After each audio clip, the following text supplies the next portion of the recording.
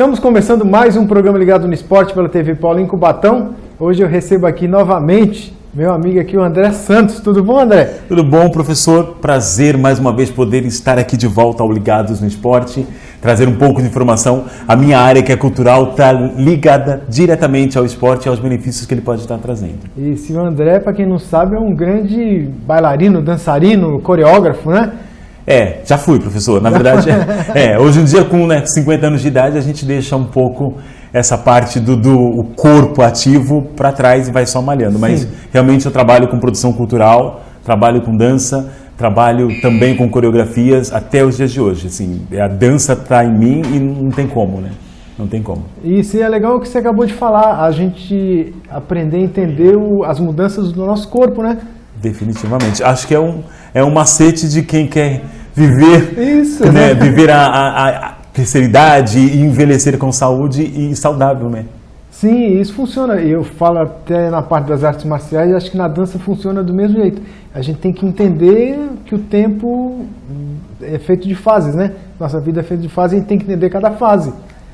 Professor, só falou tudo. Entender cada fase do passar da vida, mas isso é difícil, né?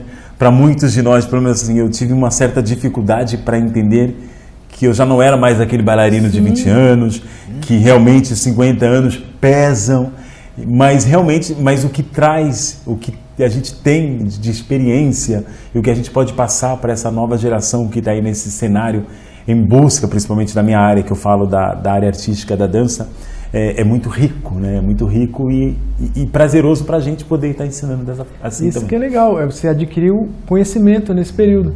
É isso, né? aí. E o conhecimento ninguém rouba, né, gente? Ninguém, jamais, professor. Ele é para sempre, aí você começa a passar para os que estão chegando.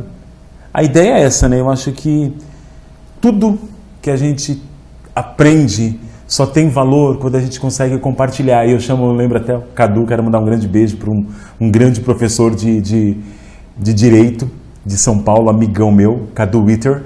Ele falava, eu aprendi essa frase com ele, que a arte da vida é poder realmente compartilhar saberes. Eu levo isso comigo para a vida inteira. Porque quando a gente na ânsia de aprender para a gente acaba retendo um material riquíssimo. Mas muito mais rico esse material se torna a partir do momento que você entende a importância que é passar para o próximo. Então acho que compartilhar saberes é o melhor da vida. Exatamente, o legal é você começar a semear o que aprendeu, né? É isso aí, é bem isso. Você vê as pessoas aprendendo e desenvolvendo a partir daquilo que você semeou. E o melhor de tudo é quando você vê, por exemplo, para quem trabalha com artes marciais, com dança ou com qualquer outro tipo de esporte ou de aprendizagem, quando a gente percebe aquela criança, né, que você pega lá 3, 4 anos, e aí você vê que realmente você acaba fazendo parte da personalidade daquela pessoa, você acaba trabalhando para que aquela pessoa realmente cresça enquanto ser humano. Isso realmente não tem preço. E falar em criança, né, vamos ver com que idade você começou? Cara, eu comecei na arte, na verdade eu me descobri artista muito cedo. Eu me descobri artista, se eu não me engano, aos 7 anos de idade, porque essas festas de família, né, que normal e é uma coisa que é tradicional em muitas famílias, é os encontros de domingo, ou os encontros de aniversário, ou os encontros das festas de final de ano, e várias dessas festas eu me via animando a minha família. O André estava lá sempre imitando alguma locução de TV, algum programa de TV, o André estava lá sempre tentando mostrar algum passo de dança, e eu puxava minha irmã de lado e eu tentava trazer para dançar, e era prima, isso muito cedo. Mas eu vim entender a arte literalmente aos 14 anos, quando lá atrás na Vila Esperança, e eu gosto de dizer isso, professor, porque nós estamos num período da nossa sociedade que as pessoas precisam entender a importância que elas têm e o papel nesse lugar que é o papel da escolha. Que quando eu era adolescente, 13 para 14 anos, lá na Vila Esperança, que eu tive a oportunidade de uma saudosa Cristina Santos, uma senhora que tinha um grupo amador de teatro, mas que era um projeto social, me pegar pelo braço e falar: André, gostaria de te levar para fazer teatro num grupo amador de teatro. E naquele momento eu comecei a viver a arte. Aos 14 anos de idade, eu descobri o teatro Dali do teatro eu já estava fazendo dança no grupo de teatro e ali mesmo a gente estava fazendo umas performances de canto. Então eu descobri a dança nesse momento, mas porque eu tinha uma pessoa que fazia, que trabalhava com projeto social e que me tirou das ruas da Vila Esperança e me levou para esse lugar. Não me resgatou porque, graças a Deus, eu tinha uma família que me educava muito bem, mas é o resgate da socialidade naquele momento do que poderia ter sido. E hoje eu não vejo isso. Então é muito legal poder lembrar de quando eu comecei, da forma que eu comecei, mas principalmente agradecer ao universo por somente colocar pessoas incríveis na minha vida. E você lembra o nome do projeto? Era um grupo, eu lembro o nome do grupo, era Força, Fé e Raiz. E era um grupo de teatro amador e eles tinham projetos culturais de montar encenações de teatro. E eu lembro que no projeto que eu fiz parte, que foi o primeiro projeto, chamava-se Nos Tempos da Brilhantina, que era uma releitura, na época, do filme Nos Embalos do Sábado, não, Nos Embalos do Sábado. Nos Tempos da Brilhantina? Não, era Nos Tempos da Brilhantina. Não era Nos Tempos da... Teve um filme, Nos Tempos da Brilhantina. Era um projeto que fazia uma releitura do musical da Sandy, da Olivia Newton-John e do John Travolta. John Travolta. Nossa, eu era muito moleque, mas é isso mesmo.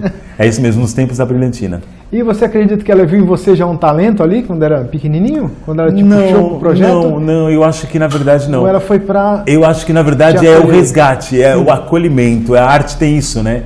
É o acolhimento. Eu acho que ela via aquele menino... Eu era muito tímido. Primeiro, não falava nada. Hoje em dia eu falo pra caramba, mas enfim. Eu era muito tímido e eu acho que naquele momento...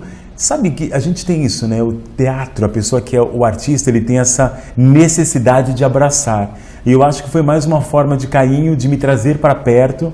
E aí, no decorrer do tempo, ela foi descobrindo que existia, assim, uma joia a ser lapidada. E você foi aflorando ali, então? Foi gostando do que estava acontecendo? Eu fui gostando, cara. Foi muito engraçado, porque eu fazia teatro com ela. E aí, pouco tempo depois, eu fui chamado para fazer parte de um grupo de teatro, dessa vez um grupo semi-profissional, que era uma instituição muito mais elaborada tecnicamente. E nessa instituição eles pediam para que eu fizesse aula de expressão corporal. Exatamente isso. Porque eu era uma pessoa que eu não dançava, eu não tinha expressão corporal, e o meu personagem necessitava que eu tivesse um pouco de gingado. E eu falei, tá bom, vamos embora lá. E aí foi onde eu descobri a dança fazendo expressão corporal para o teatro. Que interessante. Então, muito interessante. Você era um pedaço de pau ali? Eu era um pedaço de pau, sim. Inclusive, tem uma passagem na minha vida que o coreógrafo grande Zeca Rodrigues, eu já falei dele algumas vezes, e falo quantas vezes for necessária, porque o Zeca Rodrigues, hoje secretário de Cultura, é um amigo de infância, de adolescência, e metade da minha vida artística foi junto com ele. A gente tem muita história, e são histórias para contar, e ele era o líder, né, daquele grupo naquele momento. E ele fala que ele jamais subestimaria uma pessoa, porque ele falou para mim, vai embora porque você não serve para dança. E aí eu fui embora.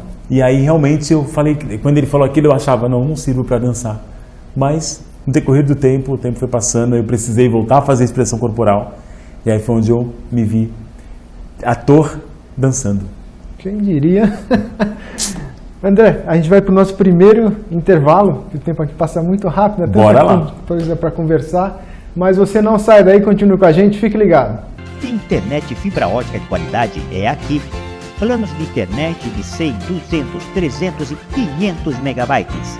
Planos completos de internet empresariais e industriais. Telefonia fixa nacional ilimitada. Benefícios exclusivos como filmes, séries e cursos a partir de 200 megabytes. Suporte técnico 24 horas. Aplicativo para Android e atendimento especializado. Contrate agora. Manalink, soluções em internet. Estamos de volta com o programa Ligado no Esporte pela TV Polo em Cubatão. A gente continua aqui esse bate-papo. Você falou do Zeca, sim, né? Que ele falou, você não tem jeito. Mas quando é que você voltou a reencontrar o Zeca? É mal barato que nessa época eu achava que estava arrasando, né? Muito louco esse banho de água gelada. Mas foi realmente, eu era uma criança muito manhosa, porque alongamento é dolorido. Eu falo muito, as pessoas acham que dançar é um mar de rosas. As pessoas acham que fazer arte marcial, ganhar prêmios, é só chegar e ganhar prêmios. Não, tem todo um backstage, um bastidor de sofrimento. E eu não tinha muita paciência para aquilo, e o Zeca falou, André, não dá, você não tem jeito. Ele até fala disso, ele tem até vergonha quando eu falo disso, porque ele jamais vai subestimar alguém. Mas nesse momento eu fui embora, falei, tudo bem, não sirvo para dançar, tá tudo ótimo. E aí eu fui me dedicar ainda mais ao teatro. E numa época em que eu fui contratado por uma produtora, foi minha primeira contratação por uma produtora de teatro. Eles diziam, eu era um fantasminha de uma peça Uma Noite Encantada, de Marcos Caruso, e eu era um fantasma, e eu precisava ter aqueles movimentos, né, aquelas coisas todas. E aí o diretor falou, André, tenta fazer mais um pouquinho de aula de expressão corporal, volta lá, faz mais coisas. E aí eu voltei, e aí fiquei fazendo aula de expressão corporal, terminei a peça de teatro, me formei ator por um projeto na época, acho que se não me engano, o projeto Pagu. E eu terminei o projeto, mas eu fiquei anos sem fazer teatro, porque quando eu terminei o projeto de teatro, eu já estava dançando no grupo de Espaço Inverso aqui em Cubatão, e aí o meu corpo começou a responder. E eu acho que o amor pela arte começou a fazer com que eu não sentia dor. Doía, mas assim, não me incomodava as dores, não me incomodava os cansaços. Nós ensaiávamos segunda, quarta, sexta, sábado e domingo. Segunda, quarta e sexta, das 7 às 10 da noite, sábado e domingo, das 2 às 7. Então, assim, a gente vivia a dança, a gente alimentava a dança e era prazeroso. Era uma época que a gente não tinha celular para poder se antenar do que tinha, a gente esperava o domingo para assistir o Fantástico. E aí, quando eu percebi, professor, eu estava dançando num grupo de dança e esqueci totalmente o teatro até a minha maioridade, quando eu fui me formar em teatro musical. E quem diria que aquele menino lá hoje coordena o Feed Fest, né? Feed Fest, Feed Fest se tornou a minha menina dos olhos, mas isso é o mais legal quando você realmente se dedica a uma coisa, porque durante toda a minha vida artística eu participei de vários festivais e eu via várias lacunas, só que eu não imaginava que a visão daquelas lacunas enquanto um bailarino ou um adolescente se tornando adulto nesse lugar pudesse entender que essa seria a chave para que você realmente tentasse montar um festival que realmente suprisse essa demanda. E aí foi o que o Feed Fest fez. O Feed Fest apareceu num momento em que eu falava que eu precisava dar um respaldo para essa população da dança que sentia algumas demandas a serem entregues e não conseguia, que tinha algumas demandas para serem entregues, mas não conseguiam. E aí o Feed Fest veio lá atrás, em 2014, e aí esse ano a gente está completando 10 anos de estrada. 10 anos, nós já estamos trabalhando desde outubro do ano passado, com a formatação desse Feed Fest especial de 2024. A gente tem desde setembro conversado com instituições internacionais para tentar continuar com as parcerias e trazer mais parcerias de outros países. A gente tem estudado os jurados que vão estar esse ano e é um estudo minucioso. As pessoas pensam, hoje eu estive no teatro, inclusive, para fazer visita técnica, e um amigo que eu encontrei por lá, Marcelo Cirino, estava lá, um grande beijo também, e aí falou, nossa, mas vocês... Aí eu falei, quando vai ser o festival? De maio a junho. Ainda falta muito tempo. E aí que as pessoas se enganam, né? Porque chega num piscar de olhos. Então é isso, o Feed Fest está aí, 10 anos, trabalhando para poder se continuar, se perpetuar e principalmente trazer novidade a cada ano. E você sente que ele evoluiu bastante desde o primeiro? Sim. Mas essa evolução, ela não vem só da minha visão e da minha crítica, porque eu também sou uma pessoa crítica, mas ela vem principalmente do feedback que a gente recebe das pessoas. Eu acho que essa é a melhor resposta. Quando a resposta vem do externo e não do interno, é muito melhor porque você consegue, claro, ter a sua análise crítica, a sua análise positiva de tudo que está acontecendo ao seu redor, principalmente como produtor cultural analítico, mas principalmente quando você tem um respaldo das pessoas que são atendidas da forma com que o Feed Fest atende e elas se sentem satisfeitas, se sentem realizadas e querem voltar no próximo ano, para a gente não tem preço. Então eu posso dizer com toda certeza que houve uma evolução gigante no sentido não só de estrutura de festival, mas principalmente na estrutura de atendimento do festival. E tipo dos grupos quererem saber se já vai... E aí, André, como é que é? Já... Na verdade, professor, a gente está... eu e a Juliana, nós somos pessoas que pensamos grandes. Graças a Deus, a gente tem essa mente de pensar fora da caixa, de pensar o absurdo. E a nossa ideia é realmente fazer uma circulação FeedFest, levar para vários pontos, não só do Brasil, mas principalmente do mundo. E a gente ouve essa pergunta, que nesse ano nós estamos trazendo bailarinos, escolas, grupos da Argentina. E a gente está com muita gente que nunca veio, muita gente que conhece o FeedFest por conta desse respaldo gigante que a gente criou nesses 10 anos, por conta de todo esse trabalho sério. E até hoje os bailarinos perguntam, quando termina, eles falam, quando é que vai ter o próximo? E aí, janeiro, entra o ano, eles já perguntam, quando é que vai ter as próximas inscrições? Já pode se inscrever para os workshops? Então é isso, eu acho que essa comunicação, essa comunicação contínua que o FeedFest tem com os seguidores, com os bailarinos, com as escolas e diretores, é o diferencial, né? É o diferencial. São poucos os festivais que fazem isso no Brasil, e o FeedFest, ele tem a prerrogativa de estar sempre em conexão com a dança. E nesses 10 anos, você tem algum momento marcante assim do FeedFest que você pode compartilhar com a gente? Tem. Um momento que eu faço questão de falar aqui pra gente foi quando você pergunta da evolução.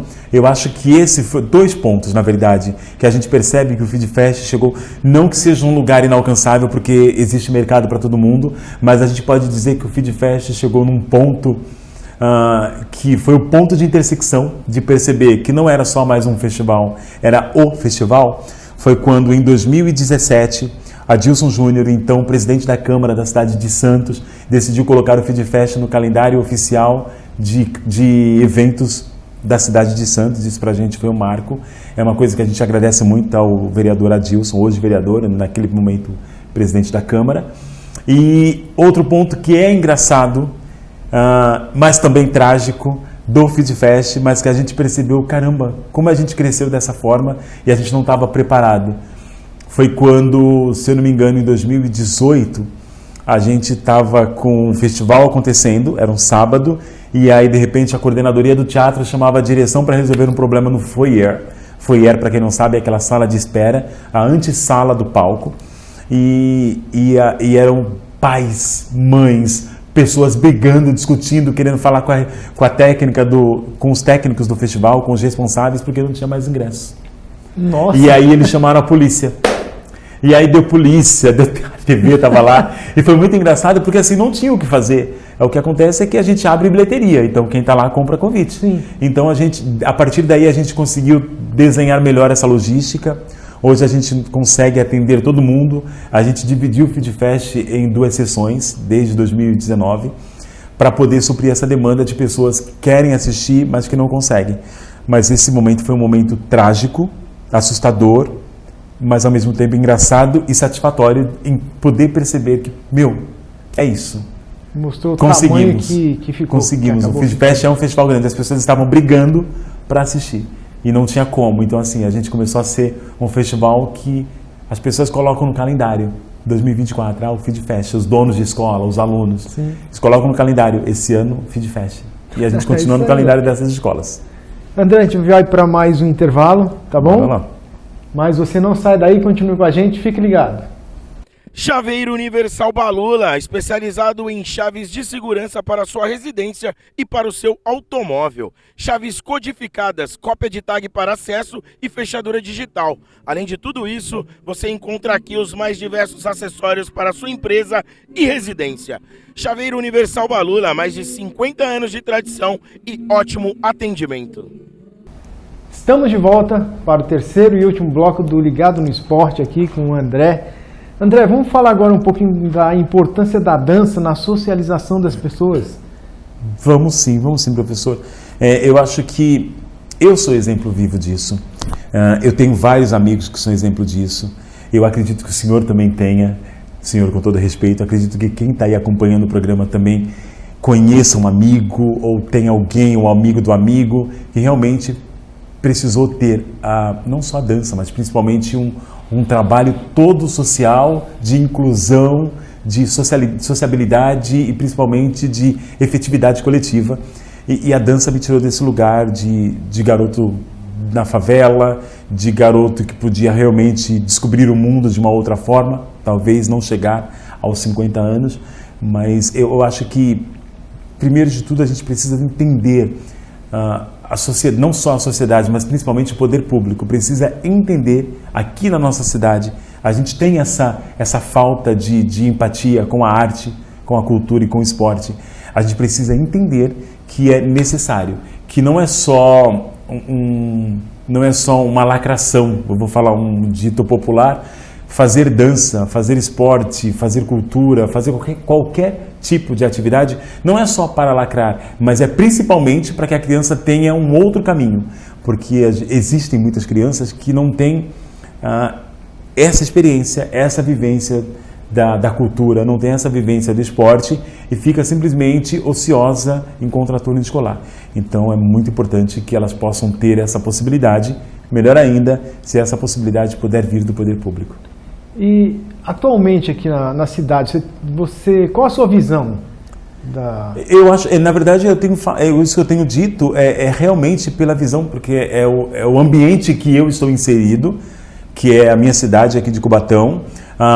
Eu vejo que agora, alguns trabalhos paralelos acontecendo, mas geralmente são trabalhos que aí eu acho legal. Acho legal, existem algumas coisas, mas você percebe que são entidades que estão trabalhando para que a sociedade não abandone o papel que a cultura tem na vida do indivíduo, quando na verdade a gente precisava ter políticas públicas para toda essa demanda. Então acho que aqui em Cubatão, falando do poder público, falando da responsabilidade do legislativo e do executivo da cidade, eu percebo que existe um olhar blazer, um olhar, sem sensibilidade para o que é a cultura. Eu tenho que tomar muito cuidado quando eu falo isso, porque eu sei que muitas pedras virão na minha direção, apresentando que existe isso, que existe aquilo. Mas se você for analisar, eu estou aqui no Brasil há 14 anos, eu consigo contar no dedo quantas entidades trabalham com cultura, e aqui nesse caso eu falo da cultura da dança, e quanto dessas entidades conseguiu realmente trazer alguma efetividade, que é a salvação do cidadão que está lá embaixo, que não tem perspectiva de vida, chegar num lugar onde fala, eu sou um cidadão, eu sou uma pessoa capaz. São poucas as entidades que fazem isso, poderia citar no dedo, tem o nome dessas entidades, mas eu acredito que isso é um papel do poder público. Eu acho que isso é um papel, existe, por exemplo, as emendas parlamentares que executam esse papel de suprir o que o governo não consegue, porque precisa fazer outras coisas. Mas eu acho que se tiver um olhar com carinho, se tiver realmente uma vontade de fazer, eu acho que a gente consegue atender muito mais pessoas, porque essas emendas, elas vêm para ajudar, não é para fazer o papel. Sabe, você entende o que eu digo? Quando a gente fala de papel, o papel é do poder público. O papel é do poder público trazer políticas públicas que possam atender toda essa demanda, socialização. Através da arte, através da cultura, através da dança, através da formação social, através principalmente da formação profissional, da capacitação dessas crianças e jovens. E a gente percebe que existe um certo comodismo, eu vou chamar assim. Um certo comodismo do poder público, e aí eu estou me referindo à cidade de Cubatão, mas isso também a gente pode abrir o leque para poder abranger várias cidades do estado de São Paulo, o estado de São Paulo em comum e principalmente o Brasil. E eu vou falar a dança, como outros esportes, a gente está falando de criança, mas você pode abranger todas as faixas etárias, né? Vai trazer benefício para todas as faixas etárias. Sim, a dança ela tem esse fator, porque você não precisa de muita coisa, né, doutor? Quando a gente fala de dança, esse movimento eu tenho o costume de falar com as mãos, e isso pode sim se transformar em um passo de dança. E é muito legal quando a gente pega uma criança que está começando a andar, a gente trabalha a coordenação motora, e aí a partir daí a coordenação motora vai acabar levando para o corpo dessa criança uma outra linguagem, um outro entendimento de onde se colocar, onde o corpo vai estar. E aí ela crescer com isso é enriquecedor. A gente indo mais longe, a gente consegue entender que uma pessoa, eu falo criança e terceira idade, porque eu costumo dizer que essas são os setores da sociedade ou as classes sociais que precisam literalmente de um carinho maior. Porque a criança está começando a vida, precisa desenhar um caminho reto e certo para que ela não tenha para que ela não encontre pedras e se encontrar ela saiba como fugir delas.